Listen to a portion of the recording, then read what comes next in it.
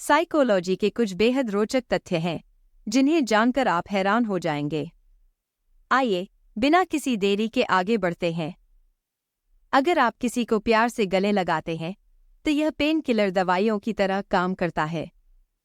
इससे आपका तनाव और चिंता कम हो जाता है और आपको शांति महसूस होती है। मनोविज्ञान के अनुसार ब्रेकअप के बाद पुरुषों को महिलाओं की तुलना में अधिक दर्द महसूस होता है।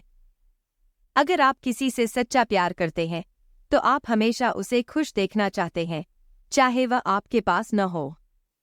एक रिसर्च बताती है कि जब आप अपने प्रेमी या प्रेमिका का हाथ पकड़कर चलते हैं तो आपको थकान या तनाव महसूस नहीं होता।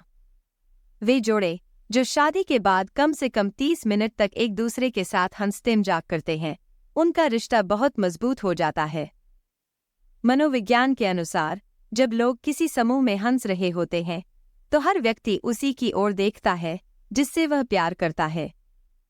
इसलिए जब भी आप समूह में हंसी सुने, लोगों की आंखों में देखिए, आपको पता चल जाएगा कि कौन किससे प्यार करता है। आई लव यू कहने का सबसे अधिक प्रभाव तब पड़ता है जब इसे किसी के दाएं कान में फुसफुसाया जाता है। एक अजनबी से आंखों का संपर्क बढ़ाने से आकर्षण और भी गहरा हो जाता है। किसी के प्यार में पड़ने के लिए सिर्फ 4 मिनट ही पर्याप्त होते हैं।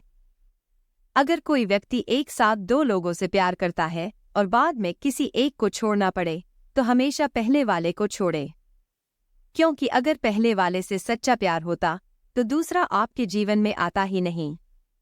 आप जिसके साथ अधिक समय बिताते हैं उसके प्यार में पड़ने की संभावना भी बढ़ जाती है। अगर कोई लड़की दुखी होते हुए भी नहीं रो रही है तो समझ लीजिए कि वह अंदर से बहुत तकलीफ में है। महिलाएं उन पुरुषों की ओर अधिक आकर्षित होती हैं जिन्हें अन्य महिलाएं देख रही होती हैं या मुस्कुरा रही होती हैं। जो महिलाएं आसानी से दोस्त नहीं बनाती, उनका IQ लेवल अधिक होता है। लड़कियां उन लोगों की ओर अधिक आकर्षित होती हैं जो उनसे बात करने की पहल करते हैं। साइकोलॉजी के अनुसार लड़कियों की तुलना में लड़के कम जिद्दी होते हैं। इसका कारण है कि लड़कियां अधिक इमोशनल होती हैं। अगर उन्हें कुछ पसंद आ जाता है तो वे उसे पाने के लिए किसी भी हद तक जा सकती हैं।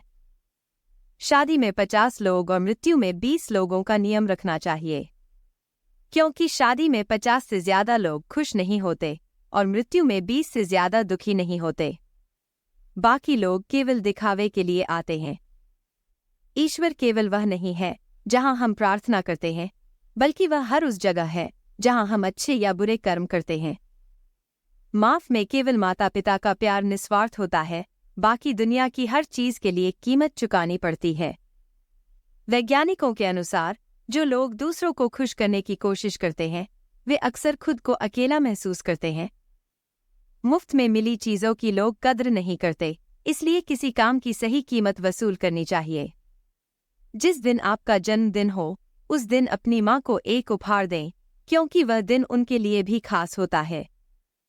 महिलाओं की इज्जत, सैनिकों की जान और किसानों की मेहनत को छोड़कर इस दुनिया में हर चीज महंगी है। इंसान के जीवन में 90% दुख दूसरे लोगों की जिंदगी को देखकर आते हैं। अत्यधिक वीर्यनाश आपके शरीर में कैल्शियम की कमी करता है, जिससे आपकी हड्डियां कमजोर हो जाती हैं और शारीरिक दर्द शुरू हो जाता है। जरूरत से ज्यादा वीर्यनाश करने से आपकी त्वचा की चमक भी धीरे धीरे खत्म हो जाती है। इससे आपकी दिनचर्या खराब हो सकती है और आपको देर रात तक जागने और देर से उठने की आदत लग जाती है, जिससे थकान महसूस होती है। अगर आप अपने जीवन में कुछ बड़ा करना चाहते हैं तो आज से वीर्यनाश पर नियंत्रण रखें, वरना यह आपकी सामान्य जिंदगी भी बर्बाद कर सकता है।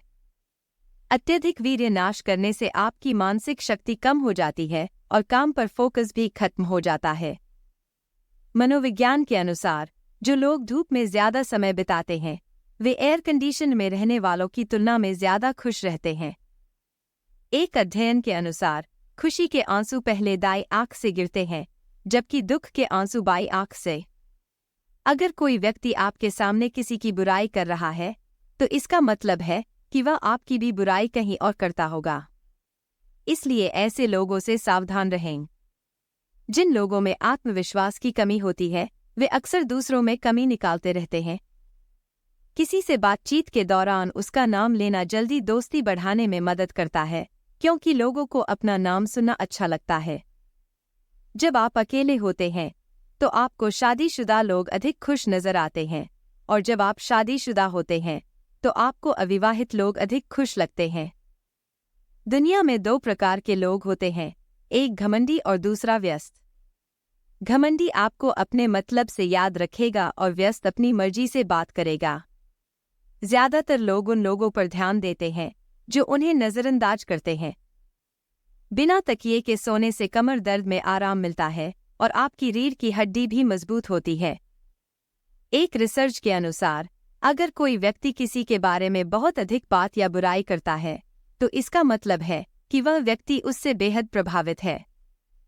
मस्तिष्क की प्रतिक्रिया जब आप किसी को बहुत ज्यादा मिस करते हैं तो आपके मस्तिष्क में वही रासायनिक प्रतिक्रिया होती है जो दर्द महसूस करने पर होती है। यही कारण है कि किसी को याद करना कभी-कभी शारीरिक दर्द की तरह महसूस हो सकता है। नींद पर प्रभाव। जब आप किसी को बहुत याद करते हैं तो आपके सोने के पैटर्न में बदलाव हो सकता है।